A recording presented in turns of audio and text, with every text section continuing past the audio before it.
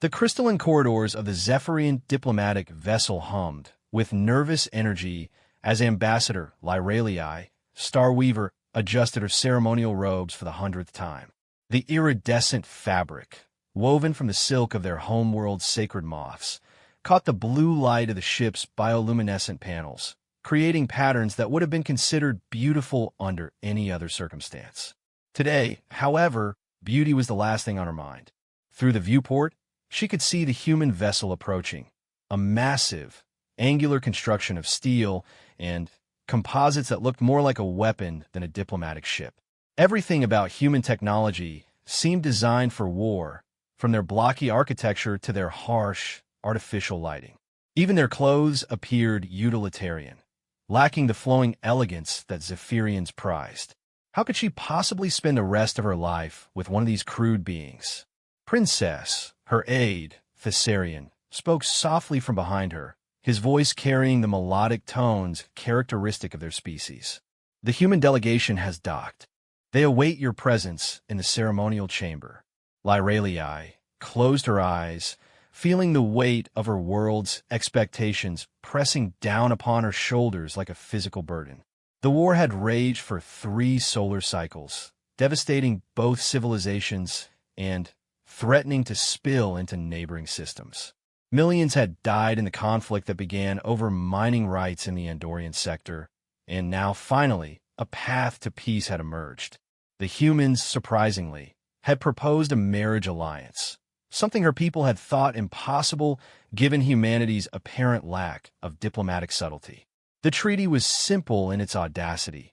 Princess Lyralii would marry a human military commander, binding their species together in a way that would make future wars politically impossible. The marriage would create a new noble house with claims to territories in both empires, ensuring that any future conflict would literally be a civil war. It was brilliant, terrifying, and completely unprecedented. "Tell me again about this human I'm to marry," she said, not turning from the viewport where the human ship now dominated her view. Thessarian consulted his data tablet, its surface glowing with soft Zephyrian script. Commander Marcus Chun, age 32, standard years. He's a tactical genius, they say, responsible for several major human victories in the Outer Rim conflicts. Educated at their premier military academy, decorated multiple times for valor and strategic thinking. He's, well, princess by human standards, he's considered quite accomplished. And by our standards? The aide hesitated. By our standards, he's a warrior. Nothing more, nothing less. Lyralii, finally, turned away from the viewport, her long silver hair cascading over her shoulders like liquid starlight. Her people were scholars, artists, and philosophers. They had been forced into war by human aggression, and, while they had proven surprisingly capable in combat, warfare went against every instinct they possessed. The idea of binding herself to someone whose entire life had been dedicated to violence filled her with a dread that went deeper than mere cultural difference. The ceremonial chamber was vast, its domed ceiling painted with constellations that told the story of Zephyrian creation myths. Today, representatives from both species filled the space, creating an unusual tableau of elegant Zephyrians in flowing robes standing alongside humans in their crisp military uniforms. The contrast was jarring, like mixing poetry with mathematics. At the center of the chamber, standing beneath the ceremonial arch of twisted star silver, waited her future husband. Commander Marcus Chun was not what she had expected. Somehow, she had imagined all human warriors would be massive, brutish creatures, but this man was of average height and build, his dark hair neatly trimmed in military fashion. His dress uniform was immaculate, decorated with ribbons and insignia that meant nothing to her, but apparently meant everything to his people. What struck her most were his eyes, dark brown, alert, and holding an intelligence that contradicted everything she thought she knew about human military commanders.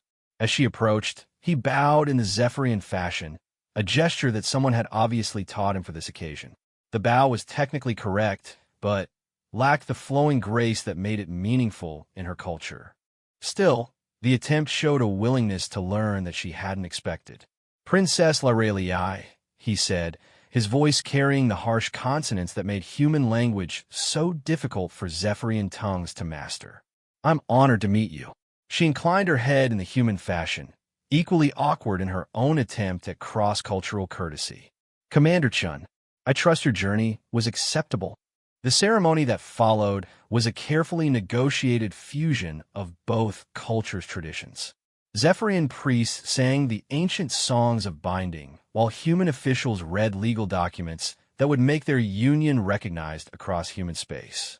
The marriage contract itself was a marvel of diplomatic complexity, written in 3 languages and requiring interpretations that would keep lawyers busy for decades. Throughout the proceedings, Laralei found herself stealing glances at her new husband.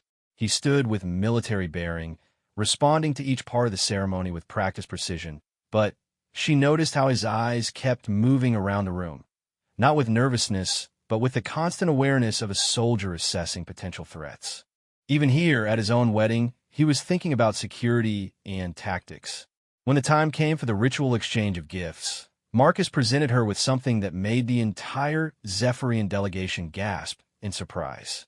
It was a crystal sculpture, but not the crude work they had expected from human artisans.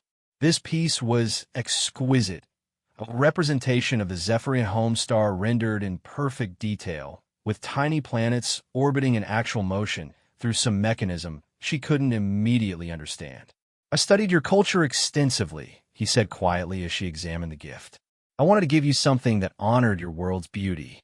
Her own gift suddenly seemed inadequate, a traditional Zephyrian blade, beautifully crafted but essentially symbolic since humans fought with energy weapons.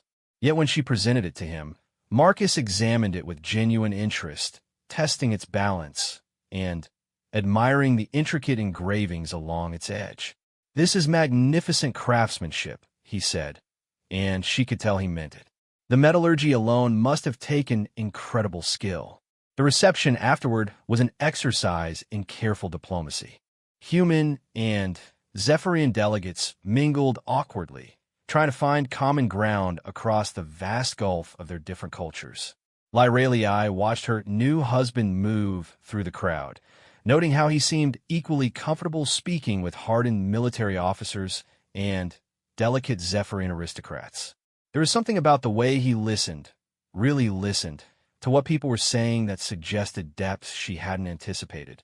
"You seem surprised by something," Marcus said, appearing beside her with 2 glasses of Zephyrian star wine. "I expected someone different," she admitted, accepting the glass. "Someone more warlike. And I expected someone more ethereal," he replied with what might have been a smile. "Someone too delicate for the practical realities of governing a peace." They stood in comfortable silence for a moment, watching their respective peoples try to navigate their first peaceful interaction in years. Finally, Marcus spoke again. "I know this isn't what either of us would have chosen," he said quietly, "but maybe that's what makes it valuable. Neither of us has any illusions about romance or love. We're here to build something bigger than ourselves." Laralei studied his face, looking for signs of deception or hidden motives. Instead, she found only a straightforward honesty that was somehow more attractive than any amount of charm would have been. "What exactly are we building?" she asked. "A future where our children don't have to choose between being human or Zephyrian," Marcus said. "Well, they can be both." As the evening progressed, Laralei found herself drawn into conversations about interstellar trade, terraforming technologies, and cultural exchange programs. Her new husband, she discovered, had ideas about governance that went far beyond simple military conquest. He spoke about infrastructure development, educational exchanges, and economic partnerships with the kind of strategic thinking that impressed even the Zephyrian scholars present. When the formal celebrations finally ended, they found themselves alone in the quarters that had been prepared for them aboard the human vessel. The space was surprisingly comfortable, decorated with elements from both cultures in a way that felt respectful rather than forced. "I should probably mention," Marcus said as he began removing his formal decorations, "I requested separate sleeping chambers. I thought you might appreciate some privacy while we adjust to this arrangement." The relief in her expression must have been obvious, because he smiled, the first genuinely warm expression she'd seen from him all day. "Thank you," she said simply. "We have time," he said. "Let's use it to actually get to know each other before we try to be anything more than political allies." As Lyralii prepared for sleep in her own chamber that night, she reflected on the day's events. Her husband was not the brutish warrior she had expected, nor was he the romantic figure from her people's ancient stories. He was something else entirely. A pragmatist with unexpected depths, a soldier who thought like a scholar, a man who seemed to understand that their marriage was the foundation for something larger than either of their individual desires. Outside her viewport, human and Zephyrian ships flew in formation for the first time in years, their different technologies creating a light show against the stars. It was beautiful in its own way, this mixture of different approaches to the same goal. Perhaps, she thought as sleep claimed her, this strange marriage might actually work. 3 months into their marriage, Lyralii had developed a routine that surprised her with its normalcy. Each morning, she would wake in her chambers aboard the joint diplomatic station they now called home, review reports from various planetary governors, and meet with Marcus for breakfast to discuss the day's agenda. It was all very civilized, very proper, and utterly devoid of the passion she had once imagined marriage might contain. Not that she minded. The absence of romantic complications made their partnership refreshingly straightforward. They were building something important together, a new form of governance that could serve as a model for other interspecies alliances. Their work was intellectually stimulating and politically significant, even if it lacked emotional depth. Marcus had proven to be an excellent collaborator. His strategic mind complemented her cultural knowledge in ways that produced solutions neither could have reached alone. When Zephyrian colonies struggled with human immigration, Marcus designed integration programs that respected both species' needs. When human settlements faced attacks from space pirates, Lyralii's diplomatic contacts helped coordinate defense efforts across multiple systems. They were, she had to admit, an effective team. "The Andromedan Trade Consortium has requested a meeting," Marcus said over breakfast, passing her a data tablet with the morning's diplomatic correspondence. "They're interested in expanding the alliance model to include non-humanoid species."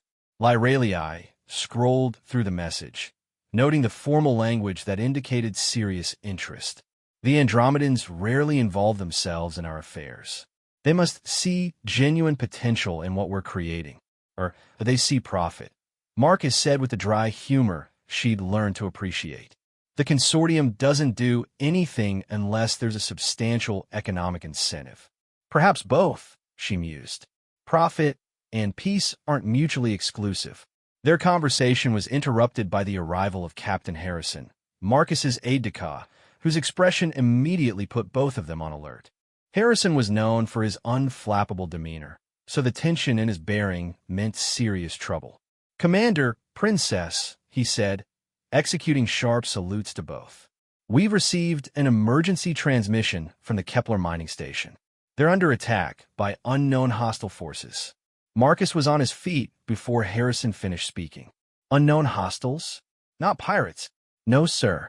These ships are using military-grade weapons and coordinated tactics.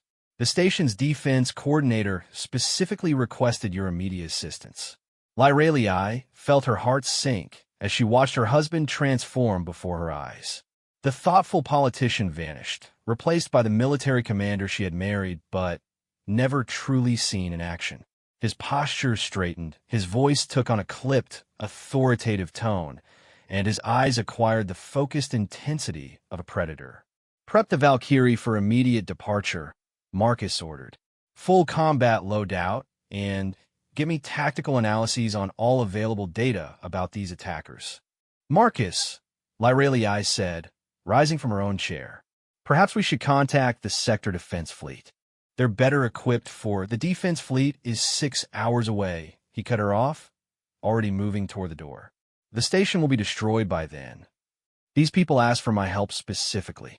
She followed him as he strode through the corridors of their station, noting how crew members automatically stepped aside and snapped to attention. This was Commander Chun, the war hero, not the diplomatic partner she had grown comfortable with. The transformation was both impressive and unsettling. "I'm coming with you," she announced as they reached the hangar bay where his personal combat vessel waited. Marcus stopped so abruptly that she almost collided with him. "Absolutely not. I'm your wife and political partner. This affects our joint territories. You're a civilian with no combat training about to enter a war zone," he replied, his tone brooking no argument. "You'll stay here and coordinate with the diplomatic corps." For a moment, they stood facing each other in a contest of wills that reflected the deeper tensions of their arrangement. Lyralii had spent months learning to work with this man, but she suddenly realized how little she actually knew him. The Marcus who discussed trade agreements over breakfast was apparently just one facet of a much more complex individual. "Fine," she said finally, "but I want constant updates. If our territories are under attack, I need to know everything." Something in his expression softened slightly. "I'll keep you informed. And, Lyralii, if this escalates, if more stations come under attack, you might need to activate our emergency protocols." She nodded, understanding the implication. Their marriage had created legal mechanisms that would allow either of them to assume emergency authority over both human and Zephyrian forces in their territory. It had seemed like an abstract contingency when they'd negotiated the treaty. Now it might become terrifyingly real. Marcus's ship departed within 15 minutes, its sleek form disappearing in a hyperspace with an efficiency that spoke of countless similar departures. Lyralii found herself in the command center, surrounded by communication arrays and tactical displays that showed the location of every vessel in their territory. For the first time since her wedding, she felt truly alone. The Kepler mining station was one of the largest industrial complexes in the sector, a sprawling collection of refineries and processing plants that served both human and Zephyrian colonies. It employed over 10,000 workers from multiple species and represented the kind of economic cooperation that made their political alliance meaningful. If it were destroyed, the ripple effects would destabilize the entire region. Hours passed with minimal communication from Marcus's vessel. The only updates came through official military channels that provided tactical information without revealing strategy or current status. Lyralii found herself studying star charts and shipping manifests, trying to understand what might have motivated an attack on what was essentially a civilian target. "Princess," came a voice from behind her. She turned to see Commander Yates, the human military liaison assigned to their station. "We're receiving reports of additional attacks. 3 more mining operations and a civilian transport convoy." Lyralii felt a chill that had nothing to do with the station's environmental systems. Coordinated attacks across multiple systems. This isn't piracy or random violence. No, ma'am. This is someone making a statement. The tactical display updated to show the locations of all reported attacks, and a pattern immediately became clear. Every target was a joint human-Zephyrian operation, facilities that represented the kind of cooperation their marriage had been designed to encourage. Someone was specifically targeting the symbols of their alliance. "Commander Yates," she said, her voice steadying as she accepted the weight of command, "activate our emergency defense protocols. I want every civilian vessel in our territory to receive escort assignments, and I want our patrol ships moving to protect critical infrastructure." "Yes, ma'am." "Are you invoking the emergency authority provisions of the Chun Starweaver Treaty?" The question hung in the air like a challenge. Invoking those provisions would give her command authority over both human and Zephyrian military units in their territory. Unprecedented power for someone who had never fired a weapon in anger. But Marcus had told her she might need to use those powers, and the pattern of attacks suggested this crisis was only beginning. "Yes," she said. "Full emergency authority. Send notification to both Earth and Zephyros Command." What followed was a flurry of activity as military commanders across multiple systems suddenly found themselves taking orders from a Zephyrian princess they had only known as a political symbol. To their credit, The professional military officers responded with efficiency rather than questions, implementing her defensive strategies with the same precision they would have shown for any commanding officer. The first reports from Marcus's engagement arrived 4 hours after his departure. The Valkyrie had reached Kepler's station to find it under attack by 12 unknown vessels of advanced design.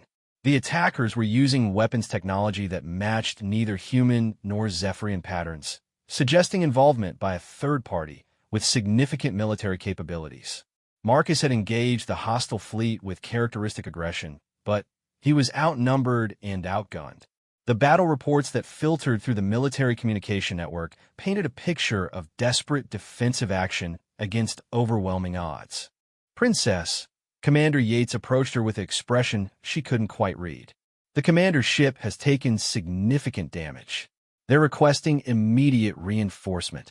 How long until our patrol ships can reach him? 2 hours at best. But, Princess, the tactical analysis suggests he won't last that long against those odds. Lyralii stared at the tactical display, watching the small icon representing her husband's ship as it maneuvered frantically around the much larger symbols representing the mining station and its attackers. She had married a stranger for political reasons, but somewhere over the past months, that stranger had become her partner in the truest sense. The thought of losing him filled her with an anguish that surprised her with its intensity. "What assets do we have that could reach him faster?" she asked. Yates consulted his tactical board. "The experimental stealth cruiser Phantom is only 30 minutes out, but what?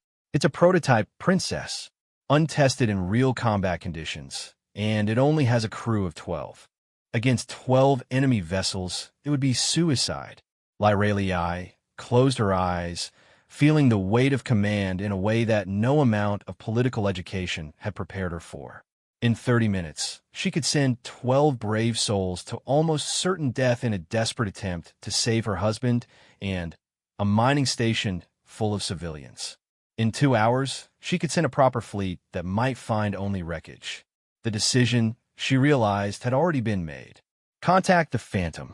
Tell them they have a rescue mission. The communication from the Phantom came through exactly 28 minutes after Lyralii had authorized their desperate mission. Captain Rodriguez's voice carried the controlled excitement of someone who had just witnessed something extraordinary. "Princess, you need to see this," came the transmission. "We're transmitting real-time tactical feeds from the battle zone." Lyralii rushed to the main tactical display as the image resolved, showing the space around Kepler Station in unprecedented detail. What she saw there challenged everything she thought she knew about warfare, about her husband, and about the true nature of humanity in combat.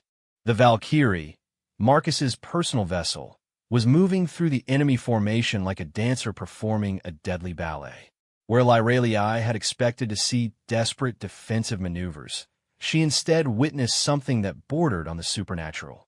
Marcus's ship seemed to anticipate every enemy movement, slipping through weapon fire that should have destroyed him, appearing behind enemy vessels before they could react. "How is this possible?" she whispered, watching as the Valkyrie executed a maneuver that brought it within meters of an enemy ship's hull before unleashing a barrage of weapons fire at point-blank range. Commander Yates, standing beside her, spoke with something approaching awe in his voice. "Princess, I've studied Commander Chen's combat records extensively, but I've never seen anything like this. He's not just fighting them, he's orchestrating them." On the display, the enemy formation began to show signs of confusion. The 12 hostile vessels, which had been operating in perfect coordination when the battle began, were now moving in increasingly erratic patterns. Some were firing on empty space where the Valkyrie had been moments before. Others were inadvertently blocking their own allies' weapon vectors. "Captain Rodriguez," Lyralii spoke into the communication array. "Can your ship assist in the battle?" "Ma'am, with respect, I don't think the commander needs assistance. He's using the enemy's superior numbers against them. Every time they try to concentrate fire on his position, he's already moved to a location that forces them to spread out or risk hitting each other." As if to demonstrate the point, the Valkyrie suddenly accelerated directly toward the center of the enemy formation. Lyralii held her breath as weapons fire converged on Marcus's ship from all sides, and then gasped as the ship seemed to simply vanish from the center of the barrage. A moment later, it reappeared behind the enemy flagship, having somehow slipped through a gap in their formation that couldn't have been more than meters wide. The flagship exploded in a brilliant flash of light. Impossible, brétait commandait. That maneuver violated at least 3 laws of physics. But Lyralii was beginning to understand something that the tactical displays couldn't adequately convey.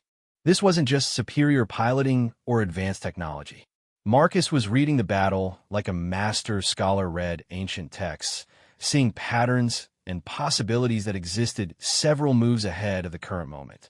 Every enemy ship was a piece in a complex puzzle, and he was manipulating their positions to create opportunities that shouldn't have existed. The remaining 11 enemy vessels began to regroup, clearly recognizing that their original tactics were useless against an opponent who fought like this. They formed a defensive sphere, presenting overlapping fields of fire that should have made approach impossible. Marcus responded by doing something that made Lyralii's heart stop. The Valkyrie accelerated directly toward the defensive formation at maximum velocity. No evasive maneuvers, no attempt at stealth or misdirection.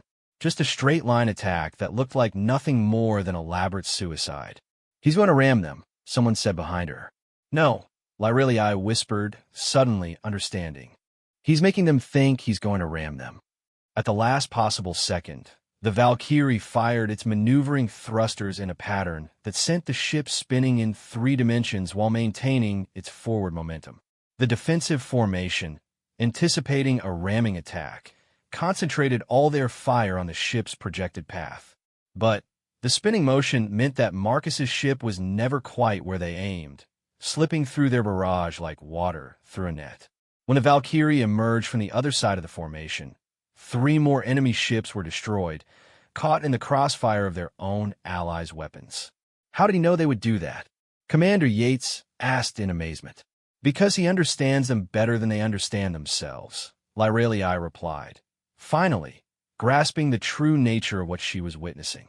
Marcus wasn't just fighting these enemies. He was thinking like them, predicting their reactions, and using their own tactical doctrine against them. The battle continued for another 20 minutes, but the outcome was no longer in doubt. One by one, the remaining enemy vessels fell victim to tactics that turned their own strengths into weaknesses. Marcus used their superior firepower to create debris fields that provided cover. He exploited their advanced sensors by creating false readings that led them into ambushes. When they tried to retreat, he had somehow positioned himself to block their escape routes before they even realized they wanted to escape. When the last enemy ship exploded, the space around Kepler Station was littered with wreckage that had once been a formidable military force. The Valkyrie, incredibly, showed only minor damage despite having faced odds that should have been insurmountable. "Princess," came Marcus's voice over the communication array, and Lyralii felt a relief so intense it was almost physical. "Station secure. Beginning damage assessment and casualty reports." "Marcus," she said, her voice catching slightly. "Are you injured?" "Minor bruises, nothing serious." "But, Lyralii, we need to talk." These weren't random attackers. They were using modified Andromedan technology with human tactical software and Zephyrian stealth fields. Someone has been studying all 3 of our species very carefully. The implications hit her like a physical blow. The marriage alliance had been designed to end the war between humans and Zephyrians, but clearly, someone else had decided to start a new conflict that would involve all 3 species. "Return to base immediately," she ordered. "We need to analyze everything you encountered." "Agreed. But, Princess, prepare for the possibility that what happened here today was just the opening move in something much larger." As the communication ended, Lyralii found herself staring at the tactical display that still showed the debris field around Kepler Station. 12 enemy vessels destroyed by a single human pilot who had fought like something from her people's oldest legends of war gods. She had married Marcus Chun for peace, thinking she was gaining a political partner. Instead, She had married someone who might be the most dangerous individual in known space. The question that troubled her as she watched the Valkyrie begin its journey home was whether that danger would be directed at their enemies, or whether she was sleeping next to a weapon that might one day be turned against her own people. Commander Yates seemed to read her thoughts. "Princess, I've seen a lot of combat pilots in my career. What your husband did out there, that wasn't just skill or training. That was something else entirely." "What do you mean?" "I mean that humans have a reputation for being unpredictable in combat, but what we just witnessed goes beyond unpredictability. Commander Chun didn't just defeat those ships. He dominated them psychologically before he ever fired a shot. He made them afraid, made them doubt their own tactics, made them fight his battle instead of their own." Lyralii nodded slowly, beginning to understand why the human military had been so confident in their ability to end their war with the Zephyrians. If Marcus was representative of human combat capabilities, then her people had been lucky to achieve the stalemate that led to their marriage alliance. But that raised another troubling question. If humans were capable of fighting like this, why had they agreed to the marriage treaty at all? They could have simply continued the war until the Zephyrians were forced to surrender unconditionally. Unless Marcus wasn't representative of human capabilities, unless he was something special, even by human standards, unless the humans had given her their most dangerous warrior as a gesture of good faith, or as a way to ensure that their new political alliance would never be used against them. The more she considered it, the more she realized that she might have fundamentally misunderstood the nature of her marriage from the very beginning. She had thought she was gaining a husband and political partner. Instead, she might have gained something far more valuable and far more dangerous, a weapon that could reshape the balance of power across the galaxy. The question now was whether she had the wisdom to use such a weapon responsibly, or whether it would end up using her. Marcus returned to their station 18 hours after the battle, and Lyralii immediately noticed the change in how the crew treated him. Where before they had shown the respect due to a commanding officer, now they moved with the careful deference reserved for someone who might be genuinely dangerous. Word of the battle had spread through the military communication networks, and, apparently, the story had lost nothing in the telling. She met him in the hangar bay as he disembarked from the Valkyrie. The ship bore scars from the engagement, burn marks along the hull, a cracked viewport, and what looked like actual impact damage from debris or weapons fire. That he had survived 12-to-1 odds in a vessel, showing such damage only added to the growing legend. "You're hurt," she said, noticing the way he favored his left shoulder as he walked. "Minor injuries," he replied, but she could see the exhaustion in his eyes. "The ship's medical bay patched me up during the flight back. Nothing that won't heal." They walked together toward their quarters, and Lyralii found herself studying her husband with new eyes. He moved with the same controlled precision as always, but now she could see the predatory awareness beneath the diplomatic facade. How had she missed it during their months of working together? "Marcus," she said as they entered their private chambers, "we need to discuss what happened out there." He nodded, settling into one of the comfortable chairs they had chosen together when furnishing their shared space. "You watched the battle recordings? I watched you destroy 12 military vessels single-handedly using tactics I've never seen before. I watched you fight like something from our oldest war legends." Marcus was quiet for a long moment, studying her face with the same intensity he had once reserved for tactical displays. Finally, he spoke. "What do you want to know?"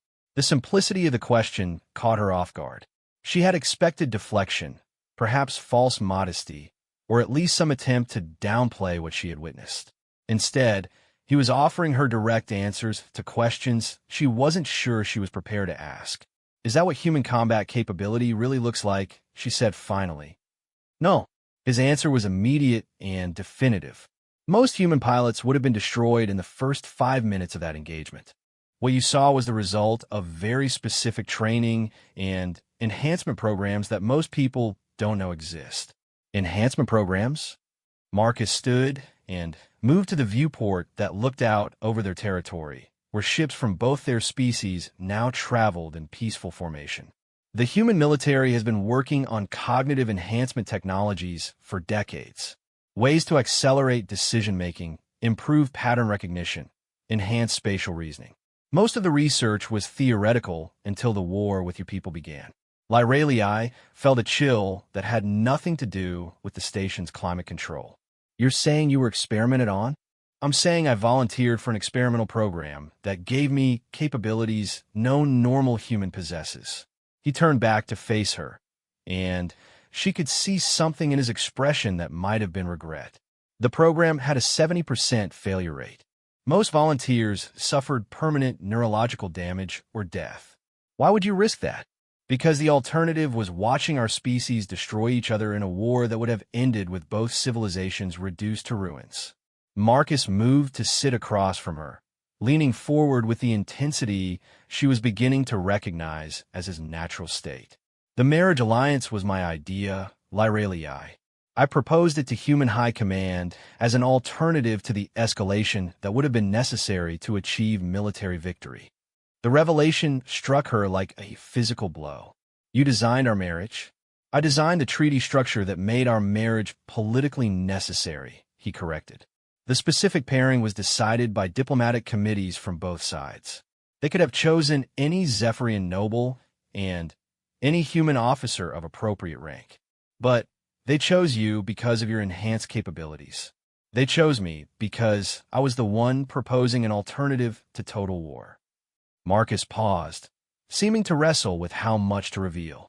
Though I suspect your government also did their research on human military capabilities and decided they wanted our most dangerous individual safely bound to their political structure. Lyralii absorbed this information, trying to reconcile the thoughtful partner she had grown to know with the strategic mind that had orchestrated not just the battle at Kepler Station, but the entire diplomatic framework of their marriage. What exactly did they do to you in this enhancement program? She asked. Cognitive acceleration, primarily. I can process tactical information at roughly 20 times normal human speed. Enhanced pattern recognition allows me to predict enemy behavior with unusual accuracy. Improved spatial reasoning gives me the ability to visualize complex three-dimensional maneuvers. Marcus's voice took on a clinical tone, as if he were describing someone else. The trade-off is that my brain requires significantly more energy to function, and the stress of using these capabilities extensively can cause permanent damage. Is that what happened today? Did you damage yourself fighting those 12 ships? Marcus hesitated, and that hesitation told her everything she needed to know. The medical scans will tell us for certain, he said finally. But yes, I probably pushed my enhanced capabilities beyond safe parameters. The alternative was letting Kepler Station be destroyed and its 10,000 workers be killed. Lyralii stood abruptly, pacing to the viewport in agitation. So you're telling me that my husband is a human experiment who risks brain damage every time he fights, and who designed our entire political alliance as a strategic maneuver? That's an accurate summary.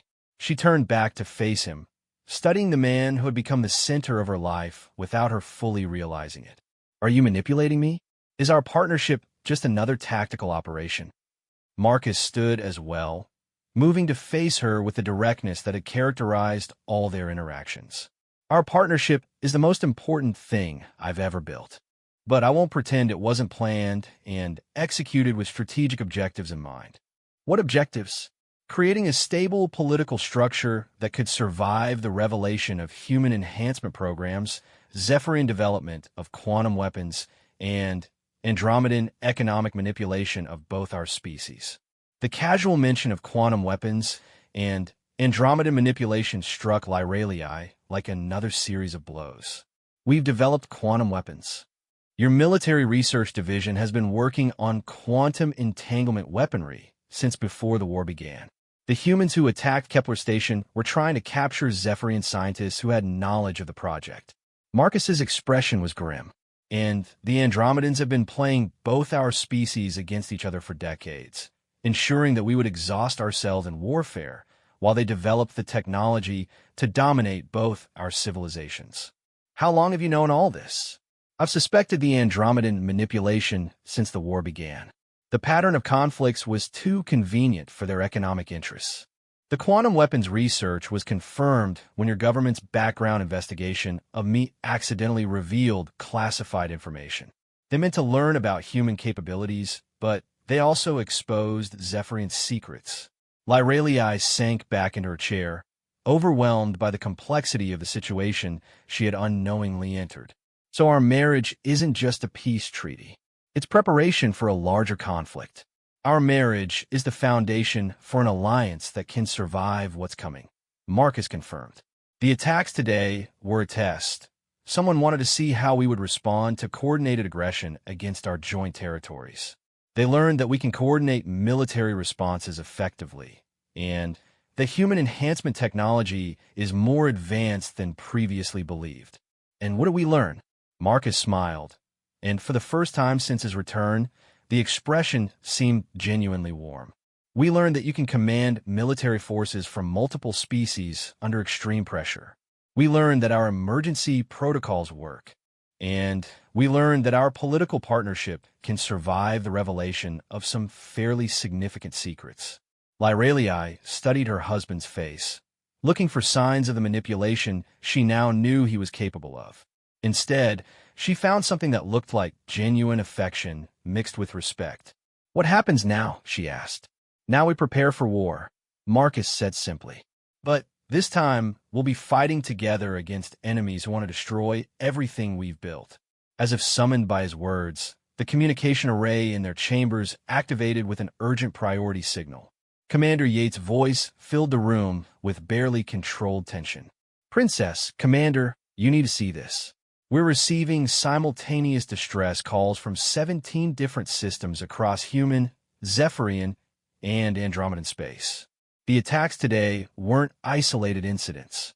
Marcus was already moving toward the door, the enhanced tactical awareness taking over his features. Mobilize all available assets. Full defensive protocols across our entire territory. Marcus, Lyralii called after him, and he paused to look back at her. "When this is over, we're going to have a very long conversation about trust and honesty in marriages." He smiled again, this time with something that might have been genuine happiness. "I'd like that, assuming we survive the next few days." As he left to coordinate their defensive response, Lyralii found herself alone with the realization that she had married not just a man, but a living weapon designed to fight wars she had never imagined. The question that remained was whether that weapon would be enough to protect the peace they had built together. Outside the viewport, the first of their defensive fleets was already moving into position, human and Zephyrian ships working in coordination that would have been impossible just months ago. Their marriage had created something new in the galaxy, an alliance based on strategic necessity rather than cultural similarity.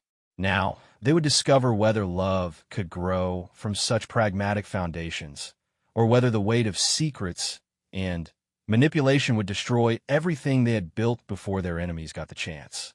The war that followed lasted 3 weeks and redefined everything the galaxy thought it knew about warfare, diplomacy, and the true potential of interspecies cooperation. The enemy revealed themselves on the second day. A coalition of military extremists from all 3 major species, funded and coordinated by a faction of Andromedans who believed that controlled conflict between the other races would maintain their economic supremacy. They had been manipulating tensions for decades, ensuring that humans and Zephyrians would exhaust themselves while Andromedan technology and wealth remained dominant.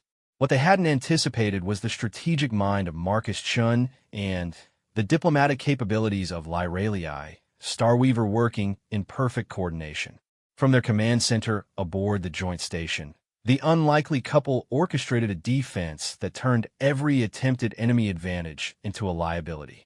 When the extremist coalition attacked human colonies, expecting typical human aggressive responses, they instead found themselves facing combined human Zephyrian fleets using tactics that blended human tactical doctrine with Zephyrian strategic patience. When they targeted Zephyrian settlements, Expecting the elegant defensive strategies that Zephyrians preferred, they encountered Marcus's enhanced combat capabilities, directing quantum arm vessels with a precision that made their attacks suicidal. But it was the psychological warfare that truly defined the conflict. They're trying to bait us into overcommitting to the defense of the Proxima system, Lyralii observed, studying the tactical displays that showed enemy fleet movements across a dozen systems. If we send everything to protect Proxima, they'll strike at our supply lines. Marcus nodded, his enhanced cognitive processing allowing him to visualize the multidimensional chess game their enemies were playing.